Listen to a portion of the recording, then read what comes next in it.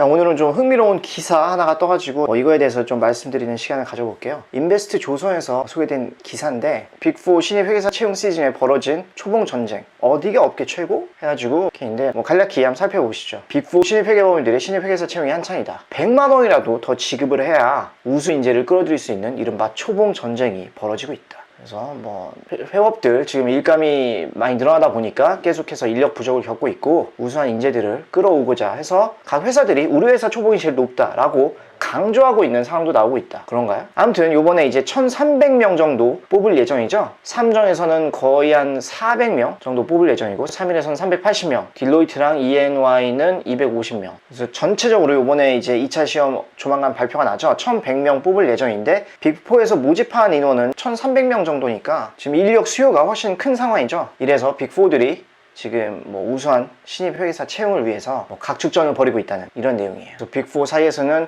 신입 회계사 채용이 자존심 싸움으로도 번졌다. 파트너들이 성과의 중요한 부분이 우수한 인재를 얼마나 채용하고 있느냐, 그리고 이를 유지하고 있느냐, 이런 부분도 분명히 이제 평가가 되죠.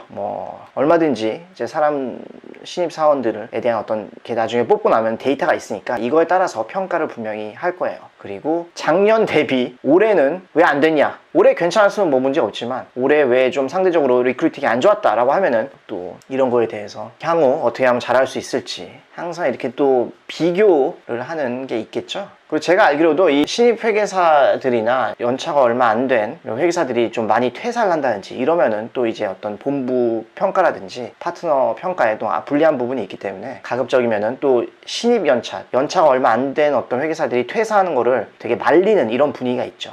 왜냐하면은 회사 입장에서는 신입들을 많이 뽑아놨는데 투자하는 기간이 어느 정도 필요하잖아요. 최소한 2년이나 이 정도, 여기서 기사에서도 나와 있지만 2년 정도 좀 투자를 해야 그래도 좀 즉시 전력감으로 쓸 수가 있는데 그것도 안 돼서 그냥 휘리릭 퇴사를 해버리면 회사 입장에서는 손해이기 때문에 신입들이 그래도 좀 회사에 잘 적응할 수 있도록 그런 분위기를 조성하고 적절한 어떤 당근을 제시하는 것도 파트너와 본부의 어떤 그런 역량, 능력으로 받아들여지고 있죠. 물론 이제 나중에 시간이 많이 지나서 조직에서 필요 없어지는 존재가 되면 당연히 좀 알아서 나가라고 유도를 하긴 하지만 근데 그건 나중 문제고, 하여튼 그래서 하지만 이에 따른 부작용도 있다. 여기 보니까 지금 블라인드? 여기 무슨 앱이죠? 이거 회계사 연봉을 놓고 서열을 매기는 등의 그런 논쟁이 뜨겁게 벌어진다. 신입들은 100만 원만 더 줘도 해당 회계법인으로 쏠림이 발생한다.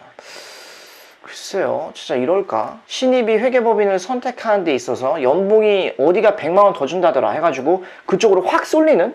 1년에 100만 원이면은 한 달에 10만 원도 안 되는 금액인데 연봉이 다들 대동소이하다라고 봤을 때 100만 원 더 준다고 해서 과연 내 커리어를 어디서 시작하는지 여부가 그거에 따라서 과연 의사결정이 갈릴지 여부는 저는 좀 아니라고 생각을 하고, 법인을 선택하는 데 있어서 어떤 법인의 평판이라든지 법인의 순위, 내 집과의 어떤 거리, 그리고 궁극적으로는 나랑 잘 맞을 것인가, 내가 하고 싶은 일을 할 수 있을 것인가 가 가장 고려 요소가 되지 100만 원 더 준다? 해가지고 나는 이쪽으로 가야겠다, 원래 여기로 가려고 했는데 딴 데 100만 원 더 주니까 거기로 가야지 라고 의사결정을 할 가능성은 높지 않다고 저는 생각이 드는데, 글쎄요, 진짜 이런가? 100만 원 더 주면은 특정 회계법인으로 쏠림 현상이 발생을 한다고 하는데, 글쎄요, 좀 생각하기 저로서는 좀 이해하기 좀 어려운 부분이 아닌가 싶네요. 물론 이제 좀 장기적인 방향으로 봤을 때 보통 의사결정에 영향을 많이 미치는 게 얼마나 상여금, 보너스라고 하죠. 1년에 한 번 정도 보너스를 주는데 보너스의 보통 일반적인 수준이 어느 정도인지, 왜냐면 그 금액이 되게 크거든. 기본급의 200%, 300%, 400% 등등 이런 식으로 책정이 되는데 어느 법인이 이제 보너스를 많이 준다더라 라고 하면 그쪽으로 갈 가능성이 크죠. 돈이 중요하다면. 근데 초봉 100만 원은 의사결정에 크게 영향을 미칠 것 같진 않고, 아무래도 좀 장기적인 상대적으로 큰 금액인 보너스를 어느 본부는 몇 프로를 준다더라, 어느 본부는 좀 보너스가 거의 좀 짜더라 등등 이런 얘기들, 이런 정보에 의해서 의사결정을 그래도 꽤 하는 회계법인은 그렇게 오래 다닐 생각이 없고, 그래도 몇 년 다니면서 최대한 좀 많은 연봉을 챙겨야겠다라고 생각을 한다면 보너스를 얼마나 챙겨주는지 여부가 되게 의사결정에, 법인 선택에 있어서 되게 중요한 고려사항이 되겠죠. 그래서 기사 내용은 대략적으로 이렇게 좀 살펴봤고, 기사 좀 구체적으로 보고 싶은 분들은 제가 설명란에다가 기사 링크를 첨부해 놓을 테니까 살펴보시면 좋겠습니다. 자, 다음에도 또 유익하고 재밌는 내용으로